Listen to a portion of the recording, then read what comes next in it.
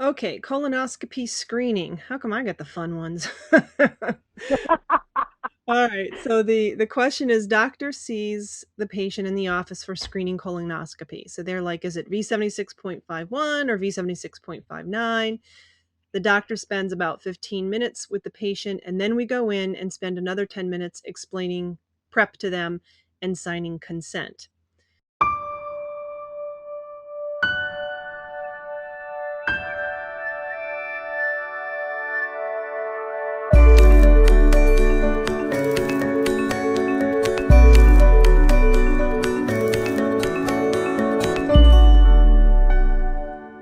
So they're upset. Now Medicare wants you not to be paid for that office visit. Is there a special code to use? Give me the secret. How do I get that office visit paid? So you might not like my answer, but this is what our research showed. And basically we do these answer sheets. They're like a scratch pad. It's just what we encourage you to do to be your own researcher. And I used to do a session on that at local AAPC chapters on how to be your own consultant. Maybe I should bring that back and show people how to look up things like this. So at any rate, colonoscopy screening. We need to look up these two codes that she referenced. V76.51 says screening for malignant neoplasm of the colon, or it could be screening colonoscopy not otherwise specified. V76.59 is screening for malignant neoplasms other sites. So the answer, because she said it was a colonoscopy, is going to be V76.51.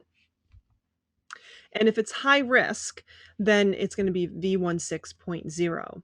And that needs to be your lead code because that tells Medicare right off the bat that it's a screening.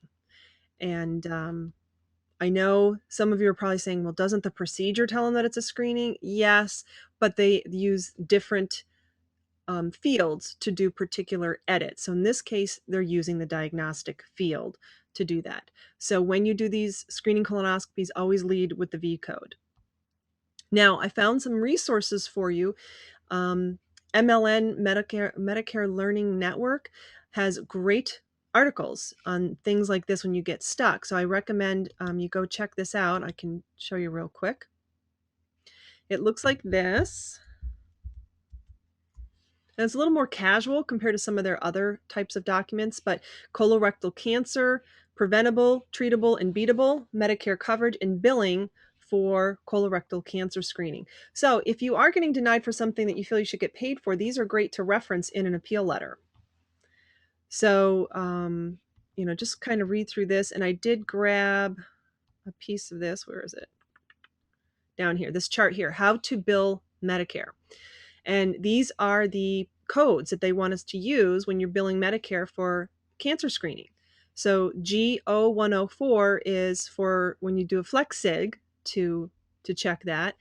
105, colonoscopy on an individual at high risk. So that should match up with that high risk V code. 106 is colon cancer screening when they use barium enema as an alternative to doing the flex sig. 107 is FOBT, 1 to 3 simultaneous determinations. That's fecal occult blood test. And the 1 to 3 simultaneous determinations are the little cards where they do the smear. So they do that 3 times. 120, barium enema as an alternative to 105. So instead of the high risk one, they're doing the barium enema one. 121, colonoscopy for individuals not meeting criteria for high risk.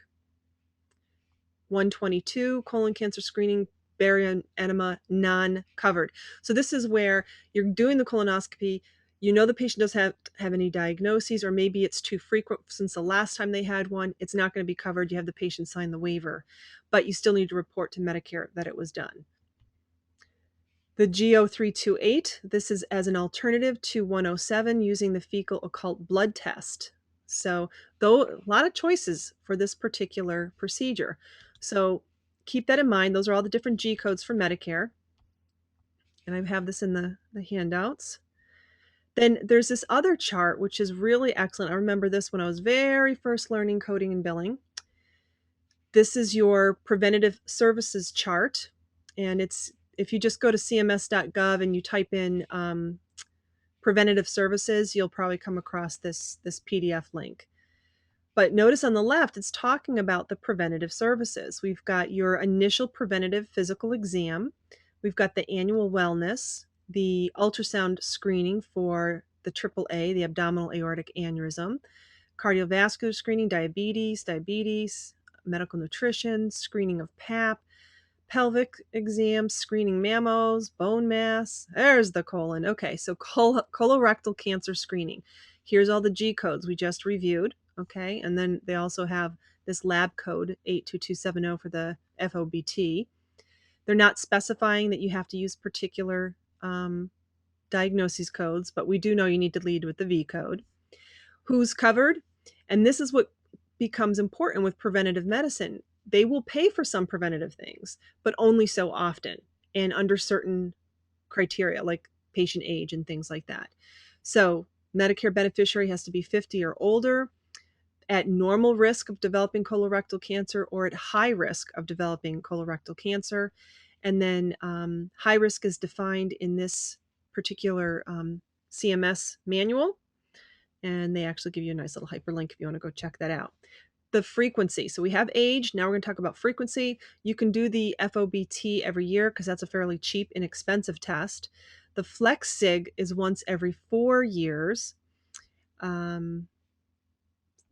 Then a screening colonoscopy every 10 years or every 20 months if you're at high risk. So the colonoscopy, by the way, is the one that's all the way up, over, and down. So it's the whole upside down U of the colon, whereas the Flex Sig is just going to a portion of the descending colon. So if you had to divide it, it's about a third of the way, if you will.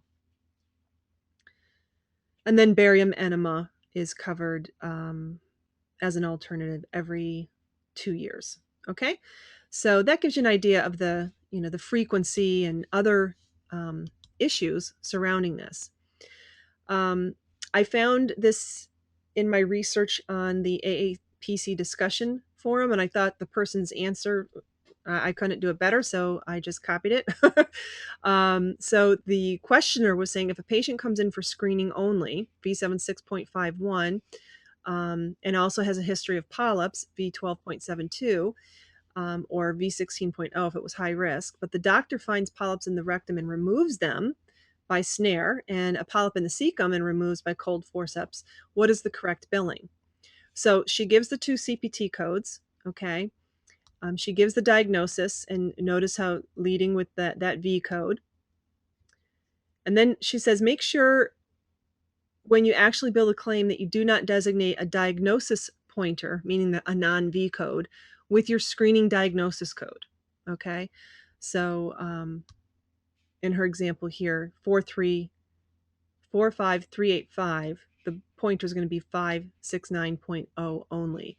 And then for the V5380.59, it's going to be 211.3. In other words, you do not see the V codes listed on the claim form, but it's not linked to any of the procedures. Okay, the V code is to let Medicare know that the intent of the procedure was for a screening. So they went in for a screening, they found a polyp, they took care of the polyp. So it turned into a treatment, but that wasn't the intent. Okay, so now if nothing's found, like there was no polyps, then it would have been the G0105 or the 121, depending on whether they're regular risk or high risk. And then the diagnosis would be the V76.51 to go with the G0121, or the V16 high risk one to go with the G0105 high risk screening. Okay? Now, going to the question about that E&M visit, where they're kind of prepping the patient for all this and feeling like, gee, that's a lot of work, we should get paid for it.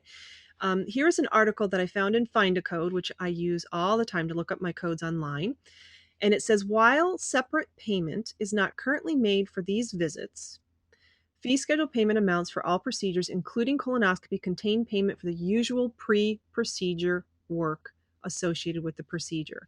So I'll just show you what that looks like. So if you are a member of Find a Code, I have to sign in here. You can find articles like this and then, go ahead and, read it. And that's where I found that information. So I'm definitely going to do that, I think. A session on how to be your own researcher, your own consultant. There you go. So the bottom line, haha, no pun intended, is that there is no office visit code to be billed, just the colonoscopy. The discussion and prep is bundled into the procedure. So a long way to get you to know. Sorry, there was no magic pill for that one. Get more CPC exam tips, coding certification training, and CEU credits. Go to www.codingcertification.org.